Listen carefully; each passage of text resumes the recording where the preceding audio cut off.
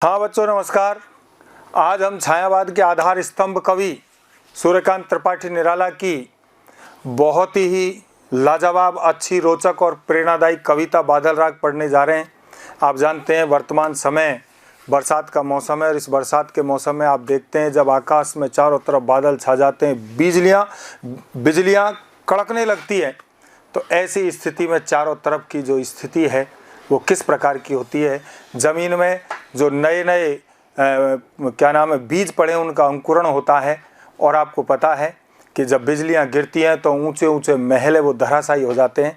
यहाँ पर कवि ने, आप जानते हैं कि जो बादल राग है, बादल संगीत है, तो यहाँ बादल को क्रांति का प्रतीक माना है और क्रांति का प्रतीक माना है। तो जब जब क्रांति होती है तो जो पूंजीपति है, शोषक वर्ग है, शोषण करने वाला वर्ग है, अत्याचारी है, उनका नाश होता है और नए लोगों को आगे बढ़ने का क्या मिलता है, अवसर मिलता है।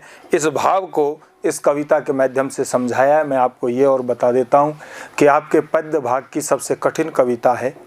इस कविता में लाक्षणिक अर्थ बहुत ज़्यादा है, इसलिए बड़े ही ध्यान से समझने की क्या है आवश्यकता है। तो देखिएगा क्या है। तैरती है समीर सागर पर।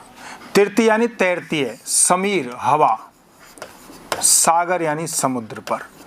जो हवा है वो समुद्र के ऊपर क्या करती है, तैरती है, चलती है। यानी जिस प्रकार से समुद्र के ऊपर हवा चलती रहती है, अस्थिर सुख पर दुख की छाया, उसी प्रकार से जो जीवन में सुख है उस सुख को व्यक्ति अस्थिर मानता है और उस पर दुख की छाया क्या रहती है, प्रभावित रहती है। तात्पर्य यह है कि जिस प्रकार से आप जानते हैं कि जो हवा है वो सागर के ऊपर चारों तरफ फैली है, तेज हवा चल रही है, समझ रहे हैं। जिस प्रकार से बादल चारों तरफ छा जाते हैं, इसी प्रकार से आपको पता है कि मनुष्य के ऊपर दुख के बादल चारों तरफ छाए रहते हैं और वह अपने जीवन में प्राप्त सुखों को क्या मानता है, अस्थिर मानता है। सुख कभी भी मिट सकते हैं और उनके ऊपर दुख का प्रभाव हमेशा क्या रहता है, बना रहता है। तात्पर्य समझने का प्रयास कीजिए। समझने की बात यह है कि जिस प्रकार से चारों तरफ आप जानते हैं वस्तु स्थिति क्या बनी रहती है कि हर आदमी ये सोचता है कि मेरे जीवन के सुख मेरे से छिन न जाएं, मुझे जो धन दौलत है वो मेरी चली नहीं जाए। हर व्यक्ति पर वह व्यक्ति क्या करता है, शक करने लगता है और शक करने लगता है। हमेशा आप जानते हैं कि जो धनवान व्यक्ति है रात को भी 4 ताले लगाकर सोता है कि कोई मेरे से धन न छीन ले। कहीं जाता है तब भी बड़े उसमें जाता है कि कहीं कोई नुकसान न पहुंचा दे, कोई ठग न ले।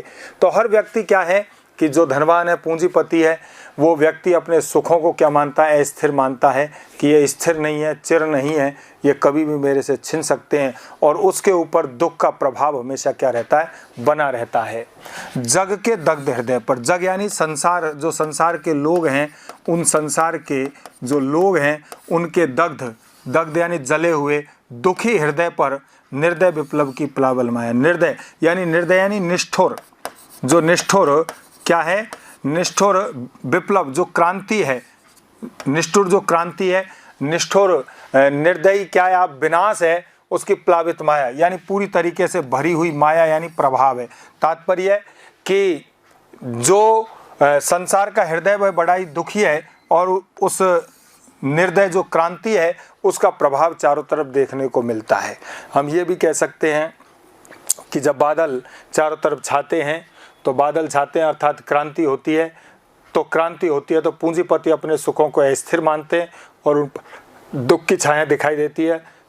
ऐसे लोगों का हृदय हमेशा दुखी रहता है क्योंकि वो निष्ठुर क्रांति के प्रभाव से क्या रहते हैं, भयभीत रहते हैं।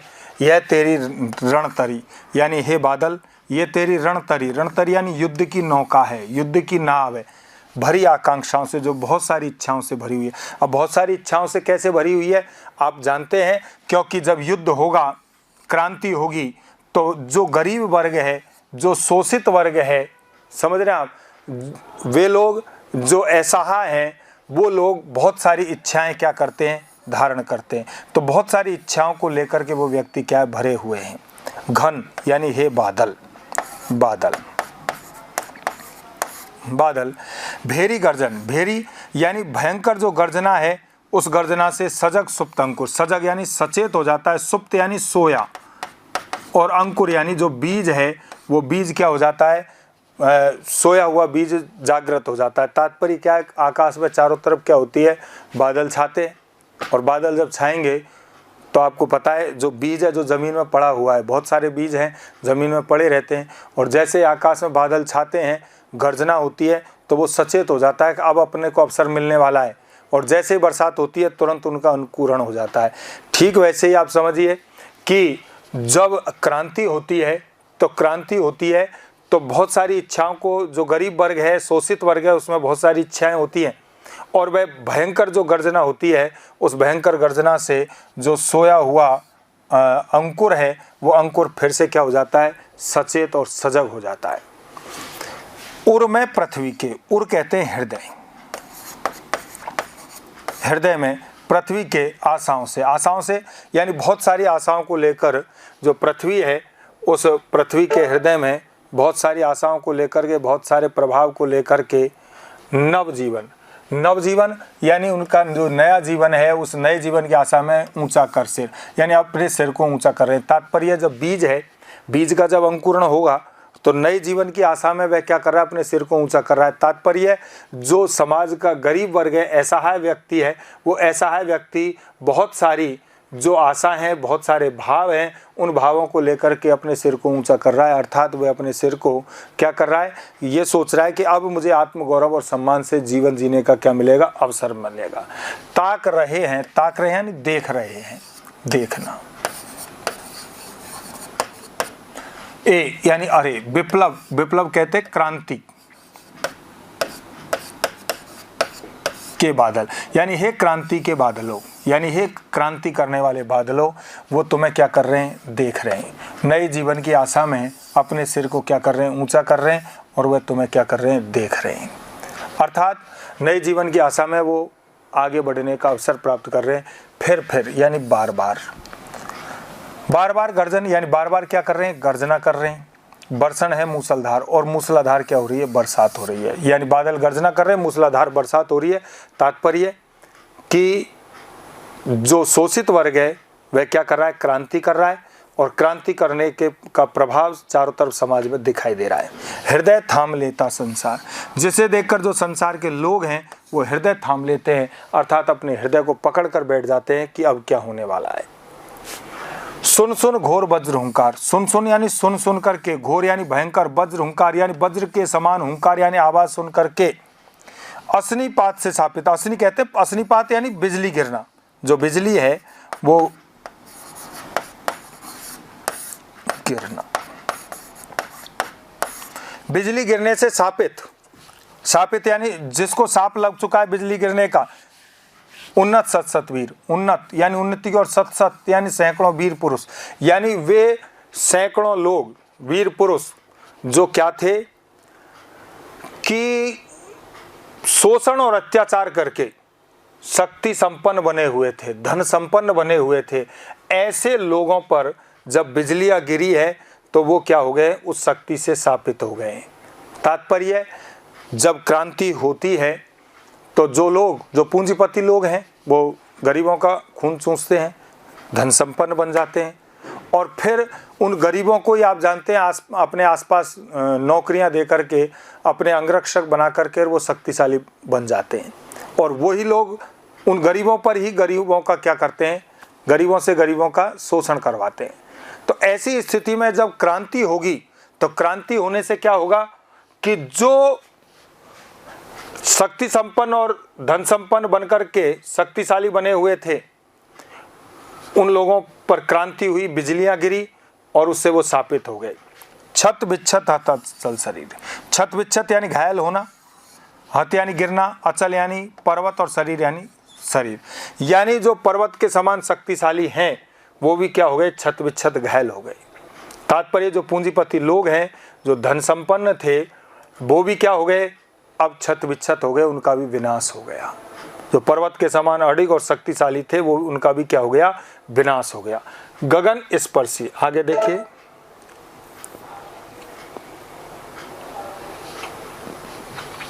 गगन स्पर्शी यानी आकाश को छूने वाले, स्पर्धाधीर, स्पर्धा यानी स्पर्धा रखने वाले, धैर्यवान, वीर पुरुषों जो आकाश को छूने की होड़ रखते हैं, ऐसे वीर पुरुषों हंसते हैं छोटे लघुभार।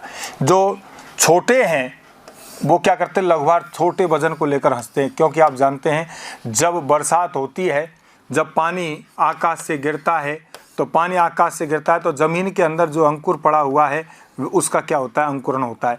लेकिन जो पहले से ही विशाल वृक्ष है, वो विशाल वृक्ष जब बिजलियां गिरती है तो ये तो नष्ट हो जाता है, इसका तो पतन हो गया। और इस छोटे पौधे को आगे बढ़ने का क्या मिलता है, अवसर मिलता है।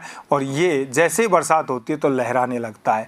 तो जब जब क्रांति होती है तो जो पूंजीपति हैं, जो धन संपन्न लोग हैं, उनका तो क्या होता है, विनाश होता है। और इसे आगे बढ़ने का क्या मिलता है, अवसर मिलता है। तो हंसते हैं छोटे लघुभार। आप जानते हैं जो छोटा पौधा है उसमें कम वजन होता है और वो क्या करते हैं, हंसते प्रसन्नते दिखाई दे। सच अपार, जिसमें अपार सच यानी हरियाली है। हिल मिलते हैं, खिलते हैं, हाथ हिलाते हैं। क्योंकि आप जानते हैं जो छोटा पौधा है जब अंकुरित होता है तो उसमें 2 पत्ते यूँ होते हैं, फिर यहाँ पर आकर के वो इस प्रकार से पत्ते खुल जाते हैं। तो वो क्या करते हैं, हिल मिल करके हाथ हिलाते हैं, तुझे बुलाते हैं। विप्लव रव में छोटे ही शोभा पाते। विप्लव रव यानी जो क्रांति होती है, उस क्रांति की रव यानी ध्वनि में, क्रांति की ध्वनि में जो छोटे लोग हैं वो ही शोभा को प्राप्त करते हैं। क्योंकि जब जब क्रांति होती है तब तब छोटों को आगे बढ़ने का क्या मिलता है, अवसर प्राप्त मिलता है। वह जो छोटे लोग हैं वही आगे बढ़ कर के क्या करते हैं, अवसर प्राप्त करते हैं और वो ही शोभा संपन्नता को क्या करते हैं, प्राप्त करते हैं। क्योंकि जब जब क्रांति होती है तो छोटे ही शोभा पाते हैं, क्योंकि छोटों के पास तो खोने को कुछ नहीं है। लेकिन जब क्रांति होगी तो बड़ों का क्या हो जाएगा, अंत हो जाएगा। जब उनका अंत होगा तो सबको आगे बढ़ने का क्या मिलेगा, अवसर मिलेगा। समझ रहे ना आप। तो इस बात को यहाँ कविता ने बादल के माध्यम से समझाया है। आगे की कविता हम पढ़ेंगे। आगे हम देखते हैं, अट्टालिका नहीं है रे। अट्टालिका जानते हैं आप, ये ऊंचे ऊंचे जो महल हैं, पर्वत हैं, ये अट्टालिका नहीं है वास्तव में। ये ऊंचे ऊंचे जो महल है, भवन है, ये नहीं है। ये तो वास्तव में क्या है, आतंक भवन है। आतंक भवन क्यों कहा गया है, क्योंकि ये जो अट्टालिकाओं में रहने वाले लोग हैं, ये लोग, हम इसका अर्थ 2 तरीके से दे सकते हैं कि इसमें बड़े बड़े महलों में, बिल्डिंगों में रहने वाले जो लोग हैं, वास्तव में ये लोग क्या हैं, ये अट्टालिका नहीं है बल्कि आतंक भवन है। आतंक भवन क्यों है, क्योंकि इनमें रहने वाले लोग समाज को क्या करते हैं, आतंकित करते हैं, इसलिए आतंक के भवन है। या हम यूँ कहें कि ये वास्तव में बड़े बड़े महल नहीं है, इनमें रहने वाले लोग क्या क्रांति के भय के कारण आतंकित है, क्रांति के कारण आतंकित है, भयभीत है। समझा, इसलिए ये क्या नहीं है, अट्टालिका नहीं है, तो आतंक भवन है।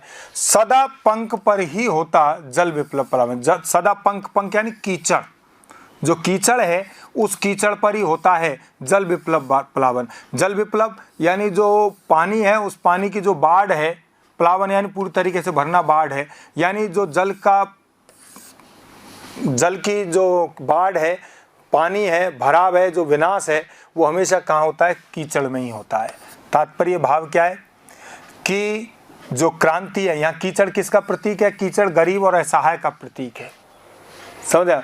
तो जो गरीब और असहाय और कमजोर लोग हैं वो ही क्या करते हैं, क्रांति करते हैं। वो ही क्या करते हैं, क्रांति करते हैं। क्षुद्र प्रफुल्ल जल से, क्षुद्र यानी छोटा, प्रफुल्ल यानी प्रसन्नचित, जलज यानी कमल।